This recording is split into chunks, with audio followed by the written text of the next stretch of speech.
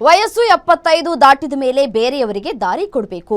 RSS ಮುಖ್ಯಸ್ಥ ಮೋಹನ್ ಭಾಗವತ್ ಹೇಳಿಕೆಯನ್ನ ಕೊಟ್ಟಿದ್ದಾರೆ. ಆರ್ಎಸ್ಎಸ್ನ ಪುಸ್ತಕ ಬಿಡುಗಡೆ ಕಾರ್ಯಕ್ರಮದಲ್ಲಿ ಮೋಹನ್ ಭಾಗವತ್ ಹೇಳಿಕೆಯನ್ನ ಕೊಟ್ಟಿದ್ದಾರೆ. ನರೇಂದ್ರ ಮೋದಿಗೆ ಪರೋಕ್ಷವಾಗಿ ಸಂದೇಶವನ್ನ ರವಾನೆ ಮಾಡಿದ್ರ ಭಾಗವತ್ ಅನ್ನುವಂತಹ ಪ್ರಶ್ನೆಗಳು ಕಾಡ್ತಾ ಇದೆ. ಈ ಸೆಪ್ಟೆಂಬರ್ 17ಕ್ಕೆ 75 ವರ್ಷವನ್ನ ದಾಟಲಿಕ್ಕಿದ್ದಾರೆ. ಪ್ರಧಾನಿ ನರೇಂದ್ರ ಮೋದಿ ಅವರು 75 ವರ್ಷ ದಾಟಿದ ಮೇಲೆ ಶಾಲ್ ಹಾಕೊಂಡು ನಿವೃತ್ತಿಯನ್ನ ಪಡೆದುಕೊಳ್ಳಬೇಕು, ನಿವೃತ್ತಿಯನ್ನ ಘೋಷಣೆ ಮಾಡಬೇಕು, ಹೇಳಬೇಕು ಅನ್ನುವಂತಹ ವಿಚಾರವನ್ನ ಇಲ್ಲಿ ಪ್ರಸ್ತಾಪ ಮಾಡಿದ್ದಾರೆ. ಇಂಡೈರೆಕ್ಟ್ಲಿ ಅವರು ನರೇಂದ್ರ ಮೋದಿ ಅವರನ್ನ ಟಾರ್ಗೆಟ್ ಮಾಡಿದಂತೆ ಕಾಣಿಸ್ತಾ ಇದೆ. ಬೇರೆಯವರಿಗೆ ಮುಂದೆ ಹೋಗೋದಕ್ಕೆ ಅವಕಾಶವನ್ನ ನೀಡಬೇಕು ಎಂದರ್ಥದಲ್ಲಿ ಅವರು ಮಾತನಾಡಿದ್ದಾರೆ. 75 ದಾಟಿದ ಮೇಲೆ ನಿವೃತ್ತಿಯಾಗಬೇಕು ಎಂಬ ಬಿಜೆಪಿ ಅಘೋಷಿತ ನಿಯಮ ಮೊನ್ನೆಯಷ್ಟೇ ರಾಜಕೀಯ ನಿವೃತ್ತಿ ಬಗ್ಗೆ ಮಾತನಾಡಿದಂತಹ ಅಮಿತ್ ಶಾ ಹೇಳಿಕೆಯ ಬೆನ್ನಲ್ಲೇ ಇದೀಗ ಆರ್ಎಸ್ಎಸ್ನ ಚೀಫ್ ಮೋಹನ್ ಭಾಗವತ್ ಅವರು ಹೇಳಿಕೆಯನ್ನು ಕೊಡ್ತಾ ಇದ್ದಾರೆ. ರಾಜಕೀಯದಲ್ಲಿ ಇದೀಗ ಸಂಚಲನವನ್ನ ಉಂಟು ಮಾಡ್ತಾ ಇದೆ ಮೋಹನ್ ಭಾಗವತ್ ಅವರ ಹೇಳಿಕೆ. ಪ್ರಧಾನಿ ನರೇಂದ್ರ ಮೋದಿಗೆ 75 ವರ್ಷ ತುಂಬುತ್ತಾ ಇರುವಂತಹ ಹಿನ್ನೆಲೆ ಮೋಹನ್ ಭಾಗವತ್ ಹೇಳಿಕೆಯಿಂದ ರಾಜಕೀಯ ಬಿರುಗಾಳಿ ಎಬ್ಬಿಸಿದೆ. मैं जब मर जाऊंगा तभी पहले लोग पत्थर मार के देखेंगे कि सचमुच मर गया. मग ते असं म्हणाले 75 वर्ष का आपने किया, लेकिन मैं इसका अर्थ जानता हूँ. 75 वर्ष की साल जब उड़ी जाती है तो उसका अर्थ ये होता है कि अब आपकी आयु हो गई, अब जरा बाजू हमको करने. म्हणजे त्यांच्या गौरवाकरता गौरवाचा भाव मनात घेऊन सगळं होतं. त्याच्यात तो गौरव आपल्याला चिकटू नये ह्याची ते स्वतःच काळजी घ्यायची. आणि असा विनोदाचा सुरा चालून तो चिकटणारा गौरव सगळा सोडून बाहेर टाकायचा.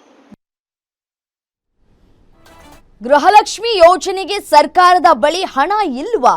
ಸರ್ಕಾರಕ್ಕೆ ಕಾಡ್ತಾ ಇದೆಯಾ ಹಣದ ಕೊರತೆ?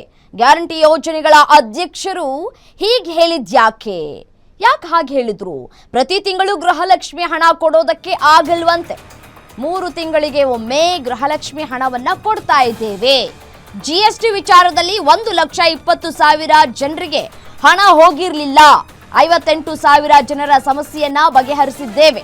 ಉಳಿದ ಜನರ ಸಮಸ್ಯೆ ಬಗ್ಗೆ ನಾವು ಆ ಸಮಸ್ಯೆಯನ್ನ ಬಗೆಹರಿಸ್ತೇವೆ. ನಾವು ಅಧಿಕಾರಕ್ಕೆ ಬಂದಾಗಿನಿಂದ ಗೃಹಲಕ್ಷ್ಮಿ ಹಣ ನಿಲ್ಲಿಸಿಲ್ಲ. ಇದುವರೆಗೂ ಕೂಡ ಪ್ರತಿ ತಿಂಗಳು ಹಣ ಕೊಡೋದಕ್ಕೆ ಕೆಲ ತೊಡಕುಗಳು ಉಂಟಾಗ್ತಾ ಇದ್ದಾವೆ ಅಂತ ಹೇಳಿ ಮೈಸೂರಿನಲ್ಲಿ ಗ್ಯಾರಂಟಿ ಯೋಜನೆಗಳ ಅಧ್ಯಕ್ಷ ಎಚ್.ಎಂ. ರೇವಣ್ಣ ಹೇಳಿಕೆಯನ್ನ ಕೊಟ್ಟಿದ್ದಾರೆ. ಹಾಗಾದ್ರೆ ಏನ್ ಹೇಳಿಕೆಯನ್ನ ಕೊಟ್ಟರು ರೇವಣ್ಣ ಅವರು?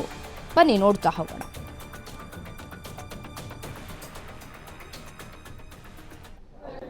ತಿಂಗಳು ಕೊಡಬೇಕು ಅಂತಕ್ಕಂಥ ನಮ್ಮ ಪ್ರಯತ್ನ ಇದೆ. ಆದರೂ ಕೂಡ ನಾವು 3 ತಿಂಗಳಿಗೊಂದ್ಸಾರಿ ಕೊಡ್ತಾ ಇದ್ದೇವೆ. ಇಷ್ಟು ದಿವಸನೂ ಕೊಟ್ಟಿದ್ದೇವೆ. ಅಧಿಕಾರ ಬಂದಾಗಿದ್ದ ಗೃಹಲಕ್ಷ್ಮಿ ಅನೌನ್ಸ್ ಆದಾಗಿಂದ ಕೊಡ್ತಾನೆ ಇದ್ದೀವಿ, ಕೊಡ್ತೀವಿ, ಮುಂದೆನೂ ಕೊಡ್ತೀವಿ.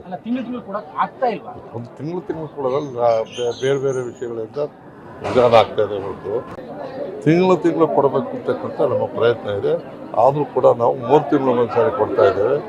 ಇಷ್ಟು ದಿವಸನೂ ಕೊಟ್ಟಿದ್ದೇವೆ. ಅಧಿಕಾರ ಬಂದಾಗಿದ್ದ ಗೃಹಲಕ್ಷ್ಮಿ ಅನೌನ್ಸ್ ಆದಾಗಿಂದ ಕೊಡ್ತಾನೆ ಇದ್ದೀವಿ, ಕೊಡ್ತೀವಿ, ಮುಂದೆನೂ ಕೊಡ್ತೀವಿ. ಒಂದು ತಿಂಗಳು ಕೊಡೋದ್ರಲ್ಲಿ ಬೇರೆ ಬೇರೆ ವಿಷಯಗಳಿಂದ ನಿಧಾನ ಆಗ್ತಾ ಇದೆ ಹೊರತು ತಿಂಗಳು ಕೊಡಬೇಕು ಅಂತಕ್ಕಂಥ ನಮ್ಮ ಪ್ರಯತ್ನ ಇದೆ. ಆದರೂ ಕೂಡ ನಾವು 3 ತಿಂಗಳಿಗೊಂದ್ಸಾರಿ ಕೊಡ್ತಾ ಇದ್ದೇವೆ. ಇಷ್ಟು ದಿವಸನೂ ಕೊಟ್ಟಿದ್ದೇವೆ. ಅಧಿಕಾರ ಬಂದಾಗಿದ್ದ ಗೃಹಲಕ್ಷ್ಮಿ ಅನೌನ್ಸ್ ಆದಾಗಿಂದ ಕೊಡ್ತಾನೆ ಇದ್ದೀವಿ, ಕೊಡ್ತೀವಿ, ಮುಂದೆನೂ ಕೊಡ್ತೀವಿ. ಒಂದು ತಿಂಗಳು ಕೊಡೋದ್ರಲ್ಲಿ ಬೇರೆ ಬೇರೆ ವಿಷಯಗಳಿಂದ ನಿಧಾನ ಆಗ್ತಾ ಇದೆ ಹೊರತು ತಿಂಗಳು ಕೊಡಬೇಕು ಅಂತಕ್ಕಂಥ ನಮ್ಮ ಪ್ರಯತ್ನ ಇದೆ. ಆದರೂ ಕೂಡ ನಾವು 3 ತಿಂಗಳಿಗೊಂದ್ಸಾರಿ ಕೊಡ್ತಾ ಇದ್ದೇವೆ.